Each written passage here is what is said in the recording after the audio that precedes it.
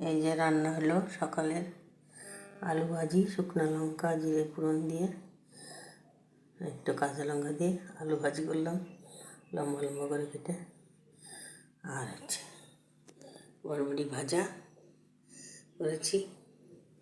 আর হচ্ছে ডাল, মুগ ডাল।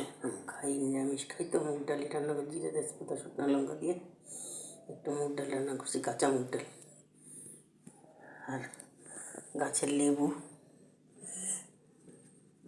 গন্ধ লেবু গাছের কেটে রেখেছি।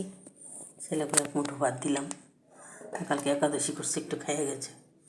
দুধ রাখলাম, দুধের জল দিয়ে রাখছি এক পোয়া, বাস। আর ইচ্ছে আমিও ভাবছি পাশে বসা দিদিও বলতেছে কিছু খাও নাই, ভাত একটু খায় ভালো, চা খায় থাকবো, কালকে একাদশী করছো, একটুখানি ভাত নিয়েছি, একটু খায় নাও, শরীরটা খারাপ, ভাতই খাও। এই আর কি রান্না আমার ভাতের কুকার, এইটাতেই আমার দুবেলার ভাত। আমি ভাত বেশি খেতে পারি না, একটু ভাত খালি আমার হরান হয়ে যায়।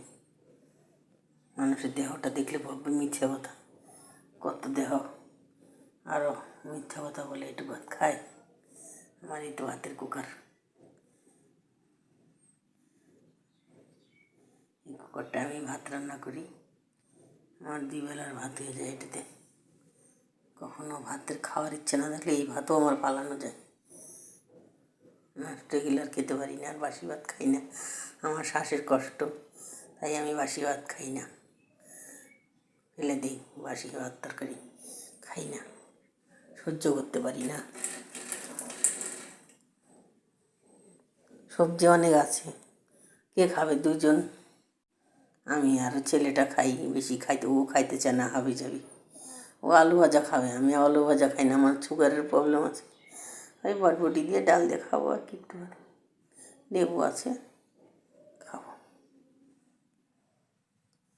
তো আপনার যেই রৌদ্র উঠছে, আপনারা দ্বাদশে যারা তো ভোগ দেয়, আমিও ভোগ দিতাম, এখন আমার একটু প্রবলেম হয়ে গেছে, তাই আমি দিতে পারি না ভোগটা। মানে চিরা দিয়ে ভোগ দিই সকালে, ওইটাই দিয়ে রাখি ঠাকুরকে। কী করবো, আমার আগে ছিল সবই ব্যবস্থা নষ্ট, তাই আমি এখন আর কি বাসায় ছিলাম না, তো তাতে ছেলে আমার একা ছিল, ওই আর কি। আপনারাও রৌদ্রে শরবত টরবত খাবেন, ভালো থাকবেন, সুস্থ। আমার পেজটাকে ফলো করবেন, দেখবেন। আমিও আর্থিক